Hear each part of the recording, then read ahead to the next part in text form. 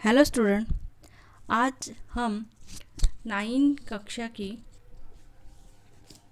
Hindi subject की चौथी poem देखने वाले हैं। उसका नाम है किताबें। कवि है गुलजार। उनका हम परिचय देखते हैं। उनका जन्म 18 अगस्त 1936 में दीना, झेलम जिला, पंजाब, स्वतंत्र पूर्व भारत में हुआ था। गुलजार जी का मूल नाम संपूर्ण सिंह कालरा है। आप एक कवि, पटकथा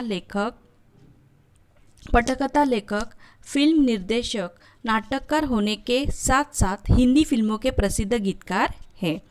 उनके प्रमुख कृतियाँ हैं चौरस रात लघु कथा है, रावी पार कथा संग्रह है, रात, चांद में मैं, एक बूंद चांद, रात पश्चिमी की कविता ये संग्रह है, खराशे कविता कहानी का कोलाज उन्होंने लिखे हैं। पद्य संबंधी नई कविता आधुनिक संवेदना के साथ परिवेश के संपूर्ण वैविध्य को नए शिल्प में अभिव्यक्त करने वाली काव्यधारा है। प्रस्तुत कविता में गुलजार जी ने पुस्तकें पढ़ने का सुख, कंप्यूटर के कारण पुस्तकों के प्रति अरुचि, पुस्तकों और मनुष्य के बीच बढ़ती हुई दूरी और उससे उत्पन्न दर्द को बड़ी ही मार्मिक ढंग से प्रस्तुत किया है।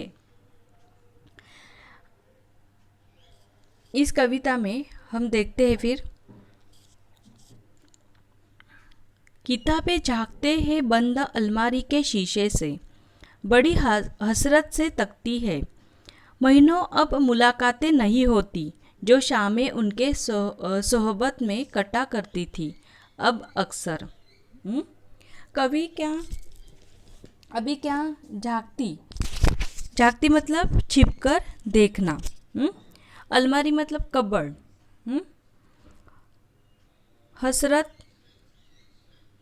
हसरत का मतलब इच्छा। तकना मतलब देखना।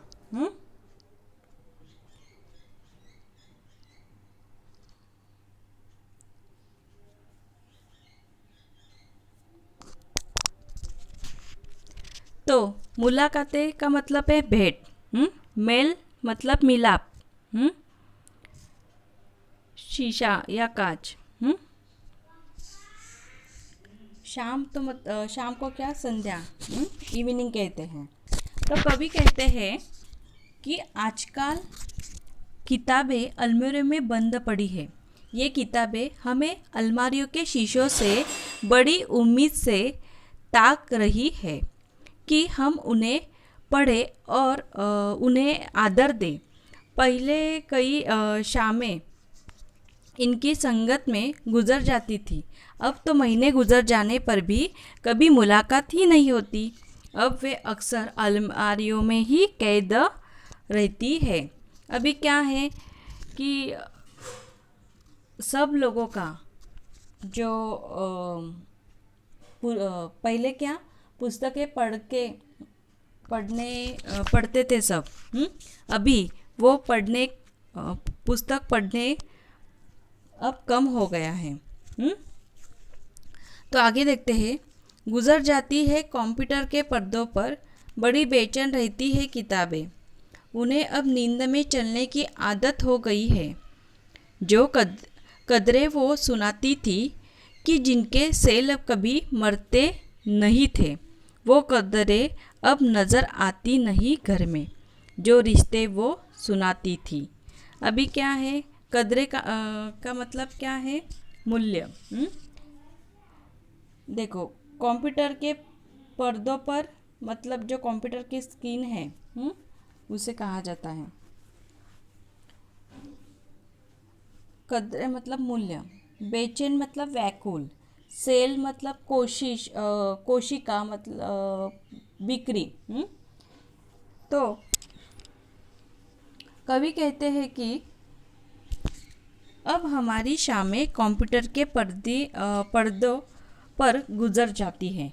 किताबें हमें मिलने के लिए बेचैन है। उनकी जो बेचैनी इतनी बढ़ गई है कि उन्हें अब नींद में चलने की आदत हो गई है। किताबों में जिन जीवन मूल्यों की चर्चा होती थी जो अभी चर्चा होती थी जो कभी जिंदा हुआ करते थे, जिनके सेल मतलब बिक्री कभी मरते नहीं थे।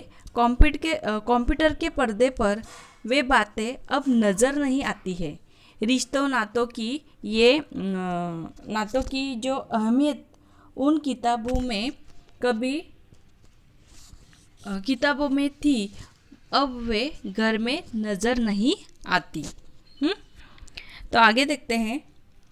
वह सारे उथड़े उथड़े हैं, कोई सफ़ा पलटता तो इस सिसकी निकलती है। कोई सफ़ा पलटता तो एक सिसकी निकलती है। कई लफ्ज़ों के मानी गिर पड़े हैं, बिना पख्तों के सूखे टूट लगते हैं। वो सब अल्फाज जिन पर अब कोई मानी नहीं उगते। अभी क्या है,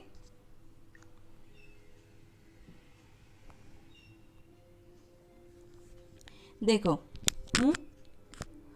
उधड़े उधड़े का मतलब क्या? सिलाई खुलना। सफ़ा का मतलब क्या है? पन्ना। सिसकी मतलब धीरे धीरे रोने की जो आवाज़ है, ध्वनि है, उसे सिसके कहा जाता है। लफ्ज़ मतलब शब्द।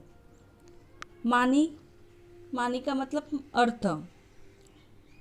टूंट मतलब जिसकी डाल या पत्तियां कटकर या झड़कर गिर गई हो।